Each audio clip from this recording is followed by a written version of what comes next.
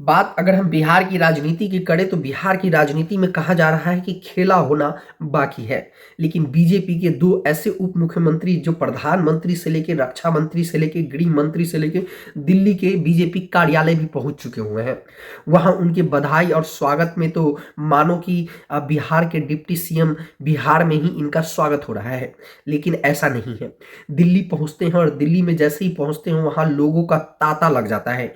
इनके स्वागत में बिहार में जितनी स्वागत हुई उतना ही स्वागत उनको दिल्ली में देखने को मिला। वहां के कार्यकर्ता, बीजेपी कार्यकर्ता की बात करें या फिर दोनों डिप्टी सीएम के चाहने वाले जो रिलेशनशिप के लोग हो या फिर ऐसे जो उनको मानते हो, पसंद करते हो, दिल्ली पहुंचकर उनको शुभकामनाएं दे रहे हैं, उनके साथ फोटो खिंचवा रहे हैं। वहीं दोनों डिप्टी सीएम की बात करें तो दोनों डिप्टी सीएम रक्षा मंत्री से लेके, गृह मंत्री से लेके और प्रधानमंत्री तक मिल चुके हुए हैं। क्या कुछ बड़ा होने वाला है? लोकसभा की तैयारी हो रही है, सब पे हमारी जो है नजर बनी हुई है। दरअसल आपको बता दें, बिहार के दो नए नवेले डिप्टी सीएम सम्राट चौधरी और विजय कुमार सिन्हा।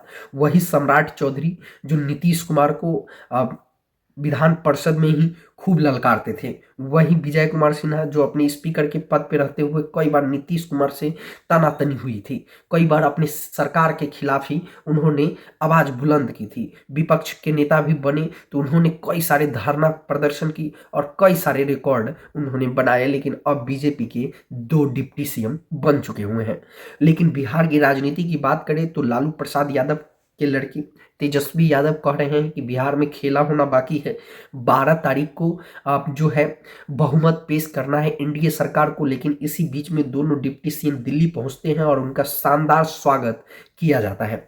वहां पे स्वागत के लिए तो बड़े बड़े नेता तो होते ही हैं, लेकिन दिल्ली की सांसद मनोज तिवारी हो या फिर हम संजय जायसवाल बिहार के सांसद हो या फिर गिरिराज सिंह हो, सभी उनका दिल्ली कार्यालय में स्वागत करते हैं।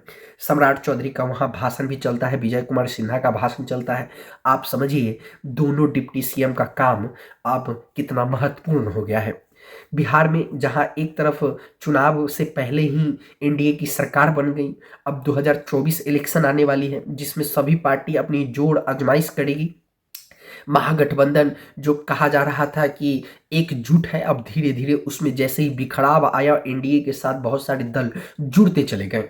बात हम अगर करें नीतीश कुमार जो इंडिया अलायंस के संयोजक बनने वाले थे लेकिन वही टूट गए।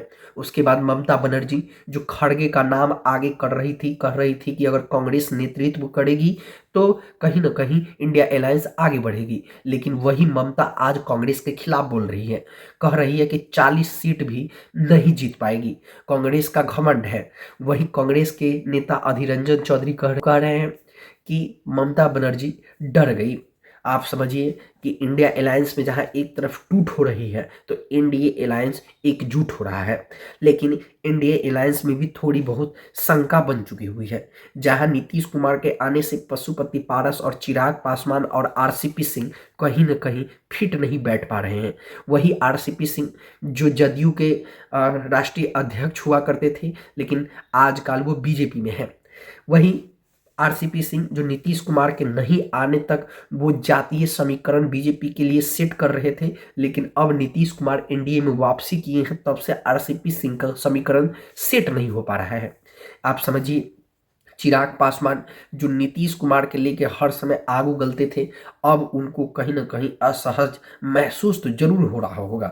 लेकिन बिहार के दो नए डिप्टी सीएम ऐसे तेज तरार हैं जो नीतीश कुमार के एक समय में घोर विरोधी हुआ करते थे। लेकिन आज राजनीति है, कुछ भी संभव है। दिल्ली में इन दोनों की मीटिंग हुई बड़े बड़े नेताओं के साथ। हालांकि तैयारी तो 2024 लोकसभा की बातचीत ज्यादातर हुई होगी। आप समझिए बिहार में बीजेपी पूरी मजबूती के साथ बिहार चुनाव लड़ना चाहती है ताकि 40 के 40 सीट पे उनकी निगाह है। क्योंकि जहां एक तरफ अगर केंद्र सरकार बनाने की बात आती है, बहुमत पेश करने की बात आती है, तो बिहार का बहुत बड़ा रोल होता है क्योंकि 40 सीट है।